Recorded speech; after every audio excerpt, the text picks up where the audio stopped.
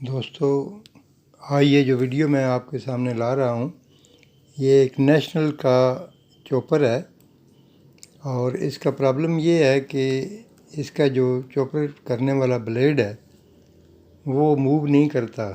تو آئیے دیکھتے ہیں کیا ہے۔ پہلے اس کے ڈھکن کو کلاک وائز کھول لینا ہے، اور یہ چوپر بلیڈ ہے، اس کو نکال لینا ہے۔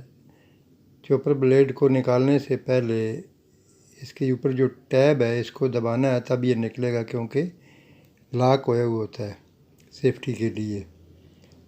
تو یہ بہت ہی آسان ہے۔ اس کے کپ کو ریموو کیا، یہ اس کا کپ ہے، اور یہ ڈرائیونگ شافٹ ہے۔ ڈرائیونگ شافٹ جو ہے یہ ڈیمیج ہو چکی ہے، سلپ ہے۔ جب لوڈ پڑتا ہے تو موٹر تو چلتی ہے، لیکن چوپر بلیڈز جو ہیں وہ سلپ کرتے ہیں، کام نہیں کرتے۔ تو یہ بالکل ایک معمولی سی چیز ہے، بڑی سستی، یہ بازار سے اویلیبل ہے، اور یہ ڈرائیو شافٹ جو ہے مل جاتی ہے پلاسٹک باڈی میں۔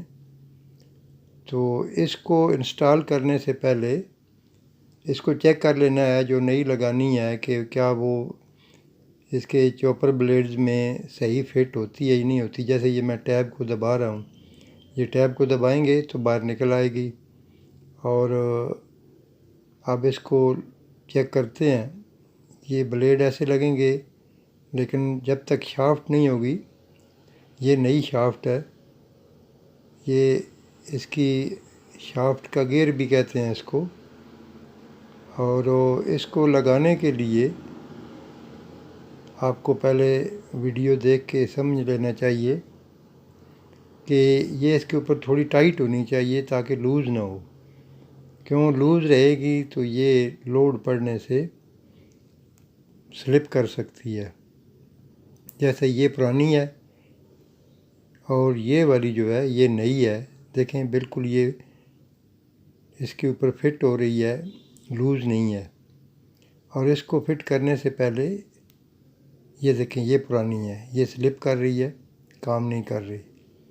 اور یہ جو ہے یہ نئی ہے، یہ نئی شافٹ ہے، اور بالکل صحیح ہے اور سستی ہے۔ ٹوٹل میرا خیال ہے 20 روپے کی ملتی ہے مارکیٹ میں۔ اور اس کو لگانے سے پہلے آپ نے کیا کرنا ہے، چیک کر لینا ہے کہ موٹر جو ہے وہ صحیح ہے، چلتی ہے یا نہیں چلتی۔ کیوں کبھی کبھی موٹر بھی خراب ہوتی ہے۔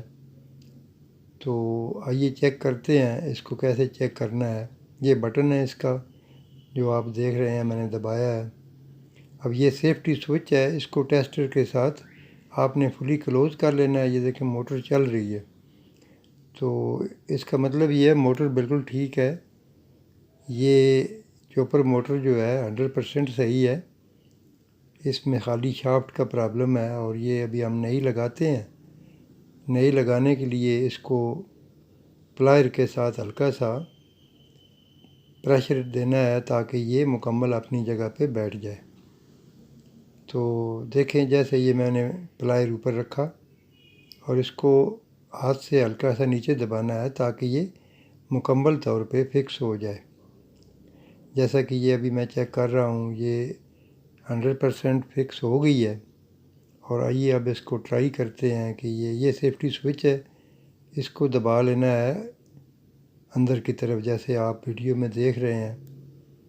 تو یہ دیکھیں یہ بالکل صحیح چل رہی ہے، یہ شافٹ صحیح ہے اور موٹر پہ صحیح بیٹھ بھی گئی ہے۔